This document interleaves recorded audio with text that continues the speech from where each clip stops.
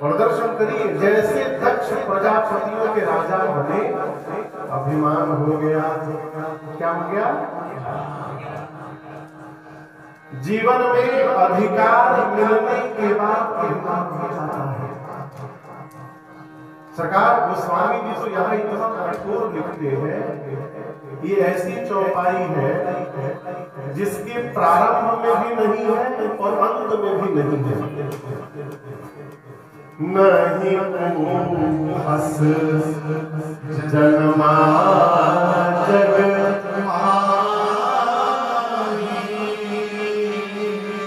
प्रभुता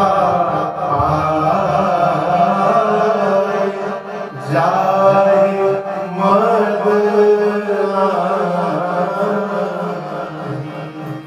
गोस्वामी जी कहते हैं संसार में ऐसा कोई भी नहीं जन्म लिया है जिसको प्रभुता मिलने के बाद अभिमान न हो।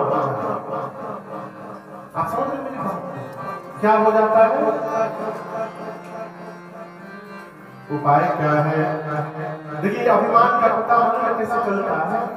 प्रभुत्व मिलने के बाद जीव केवल अपनी प्रशंसा करता है, मैं ये, मैं वो, मैं सब बराती है। बेटो भैया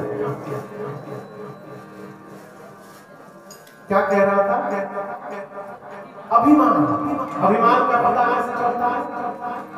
मैं तो कहूं, मैं बम हूं, फट जाऊंगा। जीव केवल मैं में लिपटा रहता है। मैं आप भी लोग देखते होंगे, आपको भी कई लोग जो केवल अपने बारे में बता रहे हैं। कई लोगों को मैं जानता हूं जो अपनी स्टोरी कम से कम 10-10 बार हमको सुना चुके हैं। सरकार अमेरिका में हमारे परिचित है, मैं नाम नहीं लूंगा, लाइव जा रही है, कहीं सुनिए तो वो जब मिलते हैं हमको तो एक ही बात बताते हैं, हम क्या किए, हम कैसे किए, हम ऐसे, हमारा वैसा, हमारे भाई, हमारा बेटा ऐसा, हमारी पत्नी ऐसी, हमने वो कर दिया, हमने ये कर दिया। मैं वही स्टोरी 10 बार सुन चुका। मैं चुपचाप मुस्कुराता हूँ, सुनता रहता हूँ, मैं से बाहर निकलना। क्यों? ये मैं व्यक्तित्व को समाप्त कर देता है। आप समझ रहे मेरी बात? भगवान का भक्त मैं नहीं करता, भगवान का भक्त तू करता है। जो भगवान ने किया, अपने उपलब्धि को भगवत कृपा मान लीजिएगा तो अभिमान समाप्त। आप समझ रहे मेरी बात? जीवन में कुछ भी प्राप्त हो जाए, इससे बचिए कि मैंने प्राप्त किया। कैसे मिला आपसे? भगवान की कृपा है। तो डिग कृपा आपकी कृपा है। भगत लोग कहते हैं, मेरा आपकी कृपा से सब काम हो रहा है। मेरा आपकी कृपा से यार करते हो मेरे राघव, करते हैं ये कमाल हो रहा है।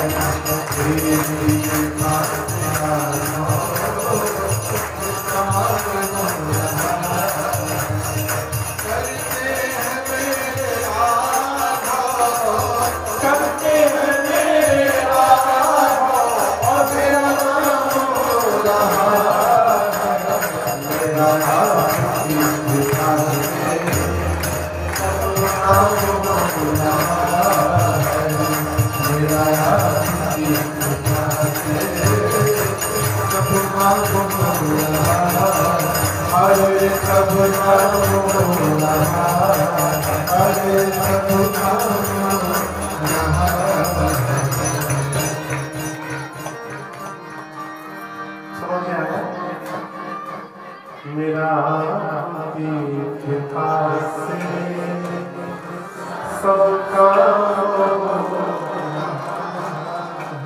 होता ठीक इसका उल्टा है।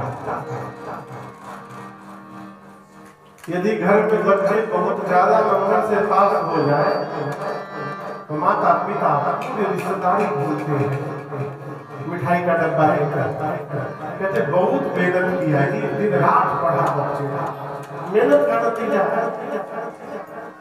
कदाचित नंबर कम आ गया, चाहे फेल हो गया, तो फिर वो रिश्तेदारों के घर नहीं जाता, रिश्तेदार उसके घर आते हैं, तब उसकी भाषा सुनिए।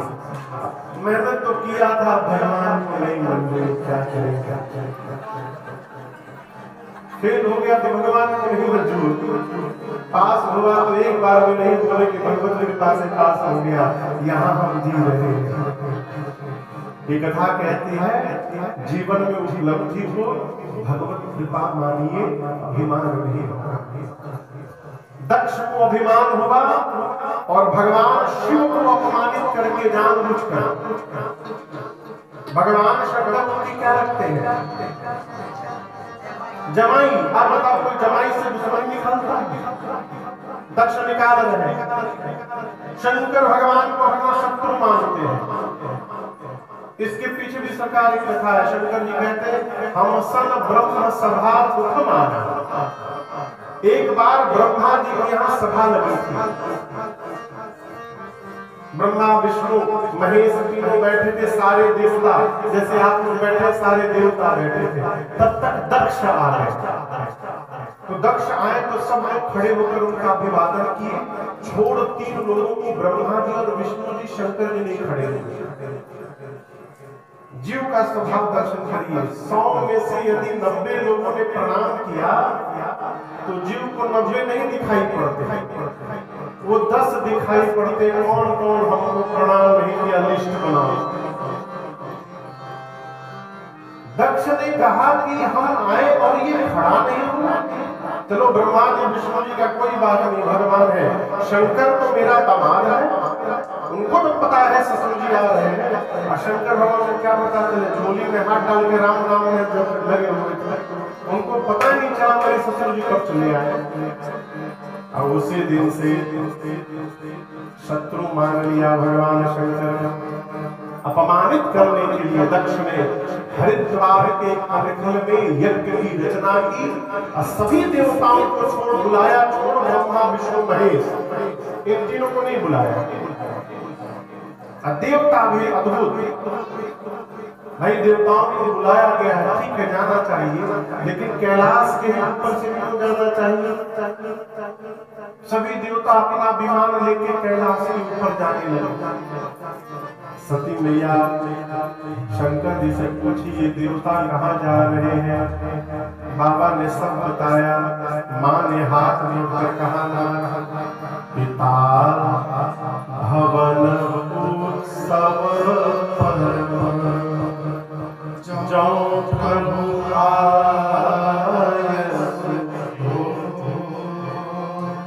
तो मैं जाऊं कृपायतन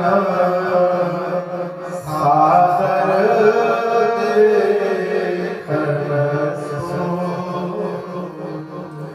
माँ ने कहा प्रभु मेरे पिताजी के घर उत्सव है, यदि आपकी आज्ञा हो जाए तो मैं भी पिताजी के घर उत्सव देखने चली जाऊं। आप शंकर भगवान की भाषा सुनिए। शंकर जी नहीं ये नहीं बोले कि नहीं आप गलत बोल रही हैं, ऐसा नहीं करना है, ऐसे डायरेक्टली मना नहीं किया। क्या बोले? देवी आपने बहुत अच्छी बात कही। कहे नीक मन नीक सुंदर, आपने बहुत सुंदर कहा। मोरे मन मेरे मन को भी बहुत अच्छा लगा, लेकिन आपसे एक बात कहूं, आपका पिताजी के घर जाना उचित नहीं होगा। क्यों? आपके पिताजी ने हम लोगों को बुलाया नहीं है, मेरे से शत्रुता है, इसलिए आपके पिता ने अपनी बेटी को भी नहीं बुलाया। यद्यपि जीवन में 4 स्थान पर बिना बुलाए जाना चाहिए। कितने स्थान पर? कहां कहां? पिता के घर, पिता के घर निमंत्रण नहीं ढूंढना चाहिए, अपने मित्र के घर बिना बुलाए जाना चाहिए, अपने सदगुरु के घर बिना बुलाए जाना चाहिए, और अपने स्वामी के घर बिना बुलाए जाना चाहिए। पार्वती जी बोली, सती जी बोली